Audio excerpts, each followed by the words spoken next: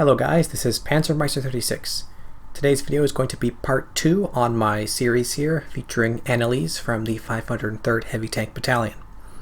Now if you missed the last video in which we built this thing, in May of 2020 at the beginning of the COVID lockdowns, my local IPMS chapter decided to have a group build in which we were supposed to build, paint, and weather a project over the course of the May long weekend.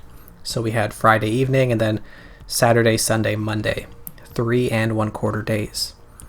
And I decided to go with a Dragon King Tiger with the full photo etch everything. And it was an absolute beast of a project, but I very luckily managed to get it done just in time. So as I said before, part 1 in this series was looking at the build, which took the first 2 1/4 days, and I only had Monday left to do the entire painting and weathering process, and that's what we will look at today. So it was definitely a bit of a streamlined process. I wasn't able to do all the crazy things that I do, like the color modulation, everything like that. As you can see, the results still look really good. So I hope that with this video you guys will learn, what's the most important and key aspects in weathering and painting that gives you a nice finish, because a lot of the things that I spend lots of time on don't really contribute that much to the overall result at the end. And maybe that'll help out some of you beginner guys who come to me for weathering advice. So here's the kit that I chose for the Blitz build, and here it is now as it was at the end of last week's video. Now nobody, including myself, would ever recommend building this thing in a weekend build project because it is very complicated. It's got the full photo etch, everything, all the vents, all the details, all the cable clamps, all the tool clamps. It's got the individual link magic tracks. And we even went in and added some cast texture and torch cut marks, even though this was supposed to be a speed project. I didn't skimp out any details, and because of that, it was the end of Sunday by the time I finished the build, leaving us only Monday for the entire painting and weathering. So Monday morning, probably about 7 a.m., maybe even earlier, I got started with the priming. I'm going to use the MIG Ammo One-Shot Primer Black, which is just rebranded Badger Stynorez. Usually I don't thin this, but I did thin this a little bit when I painted this because I think I'm getting to the bottom of my jar and it's getting a little bit thick. So I like to use a black primer, not always, but a black primer is a good idea for a base because if you miss anything, so long as you have that good black primer coat in all the nooks and crannies, when you miss stuff later, you don't really notice it because it just appears as like a black shadow in those little gaps and cracks you missed. I'm mixing up a color here for the tracks really quick. Equal parts Tamiya XF72 and XF69. A good kind of like dark steely brown color. And I painted the tracks with this color. Our base color for the tank is going to be Tamiya XF88, the fairly new dark yellow 2 color that came out a couple years ago. I like this quite a lot, and the resulting color looked really good. Of course, it was always covered later with the winter whitewash, but I still want to do a decent job here. As you can see, I'm not applying the color in one thick coat. I'm trying to build it up in a couple of thin passes, and that's key to getting a decent looking finish without orange peel or anything like that. The road wheels here, you can see I'm painting them and not even bothering to hit the black edges because you won't even see them later. Alright, first camouflage color is equal parts Tamiya new XF90 Red Brown 2 and NATO Brown, which is a nice reddish color. As you can see, I'm applying this in some wide camouflage bands, and I'm using a slightly finer airbrush here. This is a Badger Chrome, or Renegade Chrome. And I'm not being super careful with my camouflage here. If you look at the photos of this unit, there's a very famous photo set of the crews actually painting the camouflage on their tanks at Mali de Camp. Maybe that's pronounced wrong or something, but basically in Normandy, there's a lot of good photos of this unit painting the camouflage on their vehicles. And there's some really good photos of the camouflage pattern there. The bands really should be thinner, but again, this is going to be covered by winter whitewash later. So I'm going to just make the bands a little bit thicker so I can speed up the process a little bit. Now we're going in with the green, same thing. And we're just making the camouflage look decent. But again, if you're painting this scheme without the whitewash, you should make these bands a little bit more narrow. Actually, look at the box art. That's a good example of how the camouflage really should look. But I'm just trying to speed it up here and get through pretty quick because I've got 24 hours basically to do everything.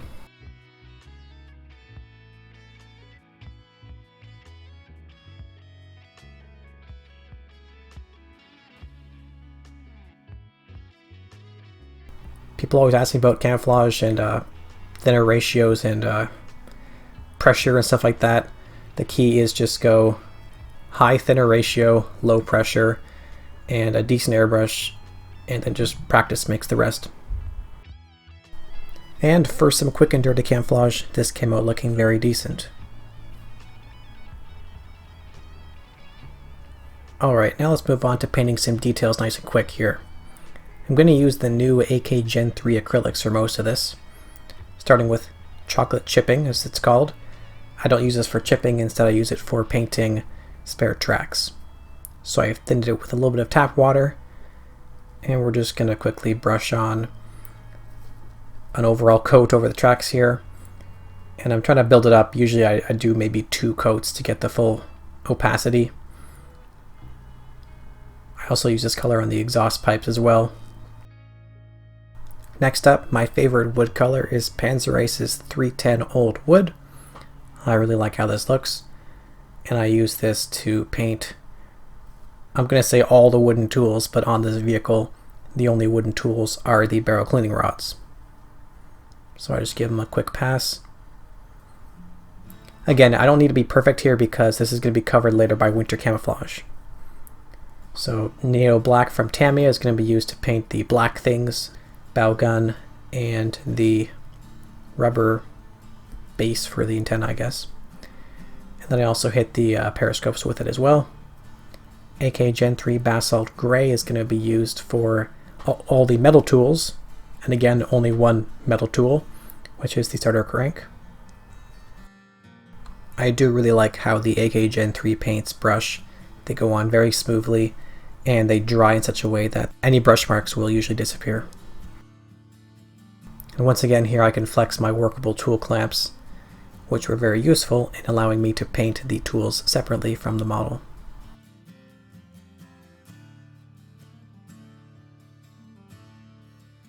I'm going to use some dry brushing techniques here with gunmetal. I'm just going to gently dry brush this over the raised edges of the tracks to give them that metallic look. Of course, metal tracks always look better, but when you have plastic tracks, you got to make do with what you got. And this actually looks really good. I do the same thing on the inner faces of the track where the steel road wheels would also rub up against the inner face of the tracks. So not the entire thing, but like the inner 2/3 of it should be nice and polished. Alright, now let's look at some decals.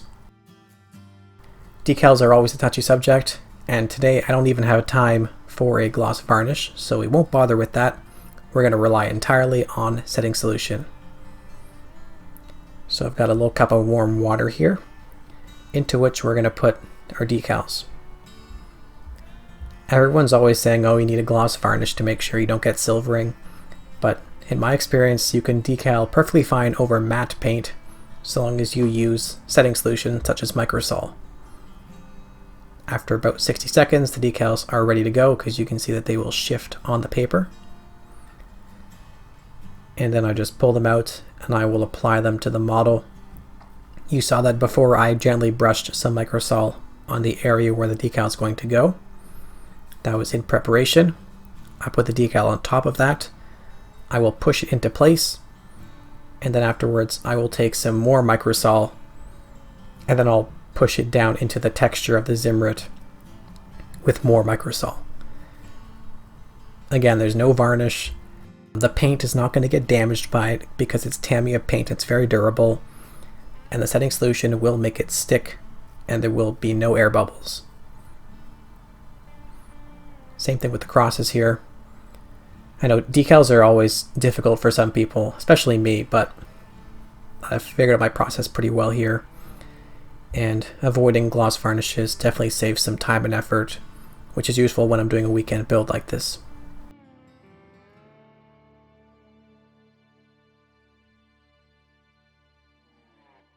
I used some Tamiya NATO Black once again to hand paint part of the one on the pistol port here because it's open, so I kind of had to like slice out part of the decal because it obviously wouldn't be with the rest of the numbers when it's open like that. And there we go, you see no silvering, you don't have to worry. Of course, I always prefer nowadays to use masks for stuff like this, but when in doubt, or when you don't have masks, you gotta go with decals, right? Alright, so it's almost 5 o'clock already, 5 p.m., and we're not even halfway done. I'm going to do some hairspray chipping now for the winter whitewash. I'm modeling this vehicle later in its life when it was in Hungary in late 1944. This unit was mostly destroyed in Normandy, but this tank survived because it actually broke down and was never actually used in the battles of Normandy, and it survived to be used in Hungary later in the war. And in the photos of it in Hungary, it has this winter camouflage that's very heavily applied.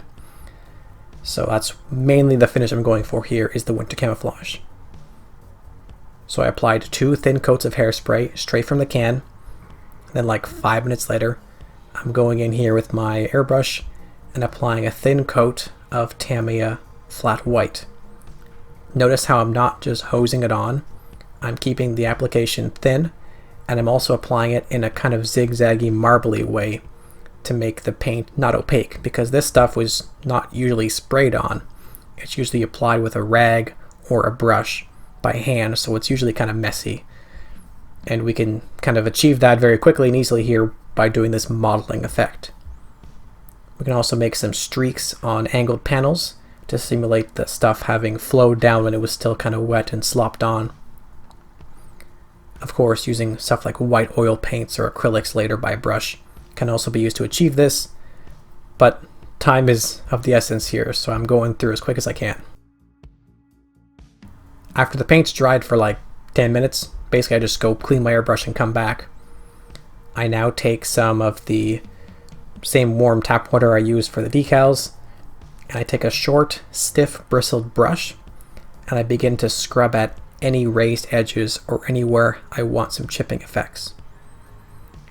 The water in the brush will soak through the top layer of paint, and it will encounter the hairspray, which is underneath the white, but on top of the previous camouflage.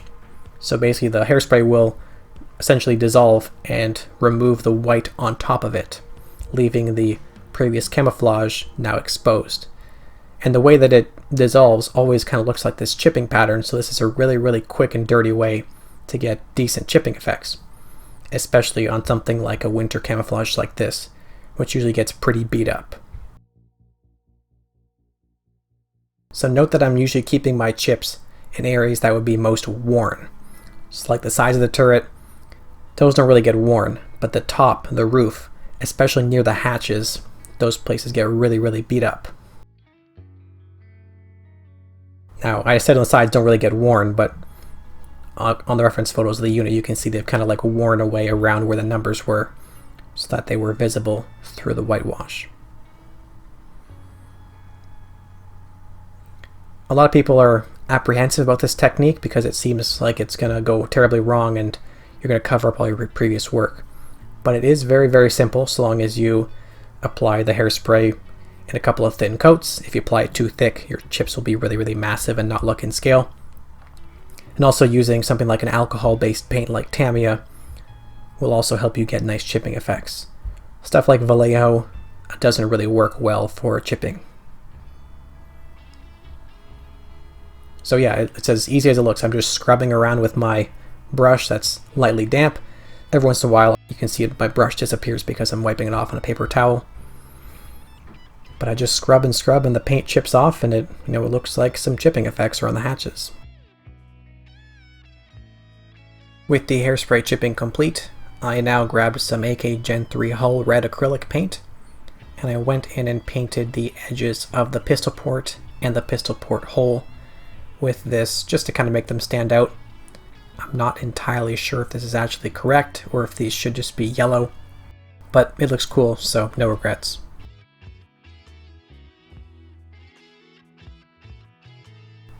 I ended up doing the same thing on the inside of the commander's cupola, and the driver hatches, and that was certainly wrong.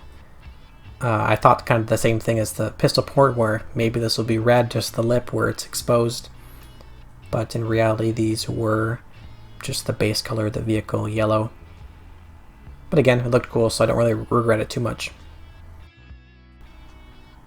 And also at this point, I applied the Annalise decal on the gun barrel, only on one side. The decal markings in the kit showed on both sides, but that's wrong. And my process was exactly the same as with the previous decals. Alright, and here is our model now with the completed winter camouflage applied. And I must say that the hairspray chipping technique was definitely a huge time saver here. I did the entire winter camouflage application and chipping in maybe 2.5 to 3 hours, versus how long would this have taken me if I picked a standard camouflage and I did all the chipping with a paintbrush. That would have taken me usually like 2 evenings. And also, if you're like me and your brush applied chipping isn't perfect yet, hairspray chipping gives you really good results that look as good as my brush technique.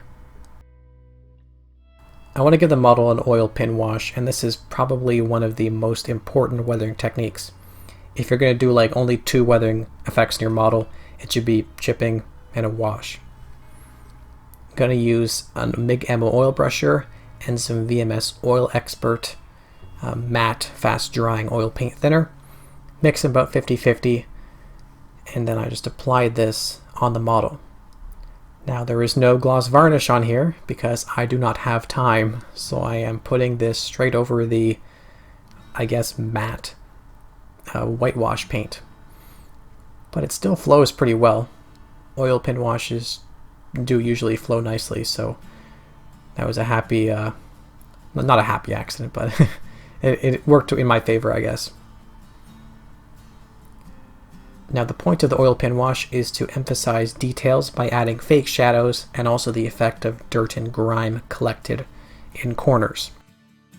So as you can see, I'm just using my brush to gently apply some of this oil paint into things like seam lines around panels, and also bolt heads, screw holes, anything like that. I will just give it a light tap with my brush here, and the dark brown oil paint will flow into the crevices and make that fake shadow grime effect. And it really does make the details stand out. Especially with the white camouflage color, a lot of the tiny things just get completely lost. But this wash will make them reappear. And by having these tiny details pop out, it makes the model look more detailed and therefore larger than life. So here you can see I'm hitting the weld bead with this, and it really makes it stand out. We can also highlight our torch cut marks we applied in the last video. You know, just applying the wash just makes the model look weathered in a really pleasing way.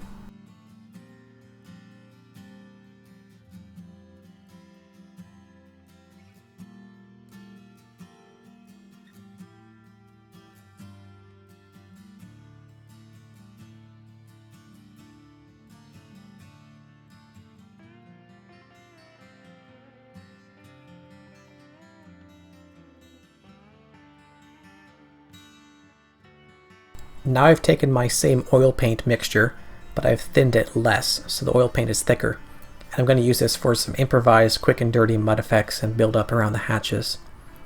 So on this flat panel here, I'm applying it, and then I'm just kind of tapping my brush around the edges to diffuse it out. Around the cupola and the front angled portion of the turret here, the mud wouldn't really collect. It would kind of flow down when it's rainy or wet, which it generally is when it's snowy. You know, you get that condensation and it flows down. So I'm going to use some kind of streaking effects here, where I apply a little bit at the top, and I take my brush immediately. I don't let this dry. I'm doing this live almost here. I apply a little bit, and I just start rubbing it down very gently with a thin brush, and it will form these nice looking streaks. It takes a little bit of practice to get the streaks perfect, but you know, 1 or 2 models in, you should have that technique down. And I love oil paints so much because they just move around on the model so nicely. You can also use enamel mud effects for this kind of stuff as well, but I'm running out of time, so this was the quickest way to get that built up dust and mud around the hatches and other areas higher up on the vehicle. You can see on the sides here the wash, as I'm applying it near where the crud would come down from the hatch. It's kind of collecting in the zimmet a little bit, flowing down, essentially how it would work in real life with the real mud.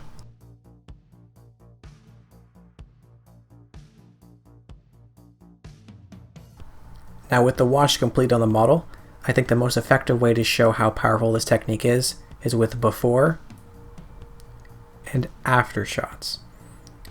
The wash itself is a very straightforward and easy technique to apply, and you don't really notice it when you just see the model completed. But when you look at how it looked before versus how it looks now, you suddenly realize just how important this is in making the model look realistic. Often before the wash, the model doesn't have enough contrast. It looks like a toy, really. But the wash makes it look natural, makes it look dirty, it makes details pop out. It's just a really easy way to make the model look really realistic. With the wash done, it's now 10 p.m. and we really got to start finishing this thing up. So I'm going to use some Wilder enamel rust effect and some of the corresponding Wilder enamel thinner to apply some quick rust effects to the spare tracks and also to the exhausts. Now if we look at the reference photos of this vehicle, you'll see that the tracks are just painted with the winter camouflage as with the rest of it. That's kind of boring, but similar to how we applied the dark brown wash over the rest of the vehicle, applying a rusty wash to details like the spare tracks and the exhaust will accentuate the shape of them, any texture, any bolts or anything like that, and it makes them look, more realistic. The exhausts get hot and the paint often gets a little bit baked off. The spare tracks are just metal. They can get a little bit rusty. So applying some of this sparingly to some areas, we can add interest. With the tracks here, you can apply more rust to certain links to kind of create the contrast between individual links in these pairs here. And then you can blend it out with a little bit of enamel thinner. And the result is some nice contrast with the rest of the vehicle. Rust, of course, looks metallic and makes the vehicle look kind of interesting. I'm not a big fan of putting rust everywhere, so generally spare tracks and exhausts are the only places where I will put any rust at all. Alright, next enamel effect. We're going to start with the mud, and we really got to be quick here. So I'm going to use an AK Interactive generic brown enamel mud effect. And I'm just applying it with a fairly large brush over the tracks because I've got like an hour and a bit left. Usually I'm quite meticulous with my mud effects. I'll apply first acrylic texture and then some enamels or pigments even. And I do not have time for any of that stuff, so we're going to be really basic. And we're just going to try to get that muddy winter splash effect essentially. So I'm applying this enamel straight from the bottle with my large brush over the tracks, lower hull sides where you can barely see anything, wheels, even a little bit of the upper hull here, just along the bottom to simulate that kind of built up splash. And I'm taking my same brush with a little bit of enamel thinner that I showed previously with the spare tracks. And I can kind of diffuse the edges of that mud I applied on the lower hull sides. I use the same brush with some enamel thinner to wipe off the tops of the tracks to get that metallic dry brush showing again. And then I do the same thing on the wheels to get some kind of highlights where, usually the mud will collect more in the crevices. So by doing this, you wipe a little bit of it off the bolts and raised areas.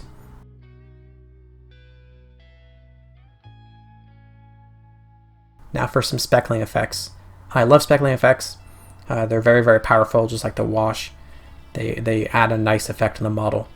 And because we need to get that mud texture in a very short period of time, this is what I did instead of acrylic mud texture and such.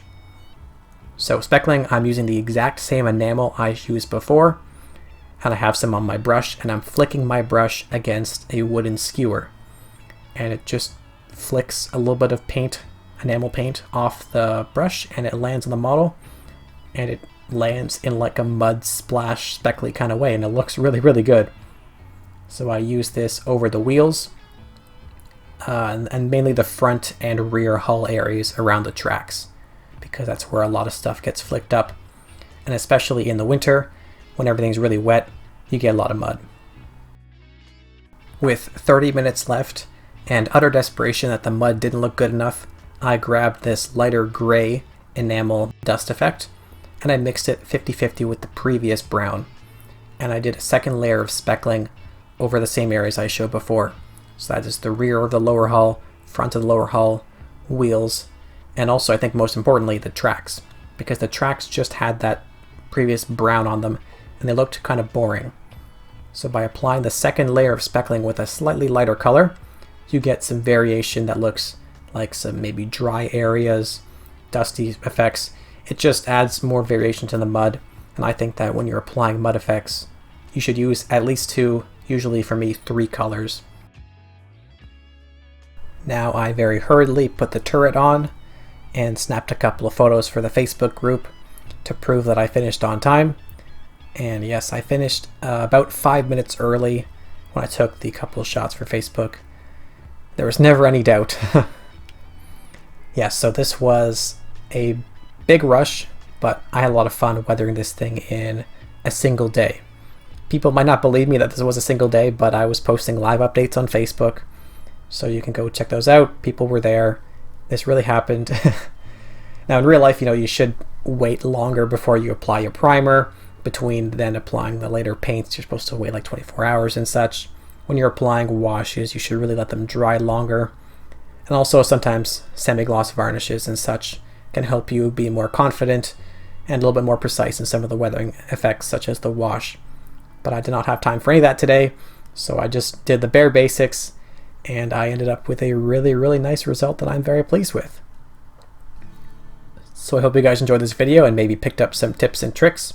If you're fairly new to weathering, maybe you got some ideas for how certain effects are more important than others, and what effects you can focus more on to get your model looking really good, because a lot of the stuff that I do, like oil paint color modulation, really doesn't contribute that much to the finished product compared to, let's say, chipping, wash, and the basic core mud effects. Those 3 right there are the main things that are going to make your model look nicely weathered. And that's basically all I had time for on this model, so you can see how you get good results with those 3, your model still looks pretty good. Now if I would have had more time, I would have spent a little bit more time detailing the spare tracks, for example. I would have spent more time with the mud, because it is a little bit bland, but it's not too bad, especially those 2 colors of speckling look really, really good. And I could go back and make those changes to the model now after the group build's done, but I don't really want to, because I want to leave this model as it is to remind myself of how fun this group build was, and also to remind myself not to stress over the details. I do hope you enjoyed the video and picked up some good tricks. If you have any questions, please feel free to post them in the comment section below. I always read through them all. On screen now you can see my limited palette of effects I used for the entire painting and weathering process. If you want to support me, you can do that with the Patreon link on screen now. That's very much appreciated if you consider that. If you can't, no problem. Just giving the video a like and subscribing, I really appreciate it. As always, I will see you guys next time. Goodbye and happy modeling.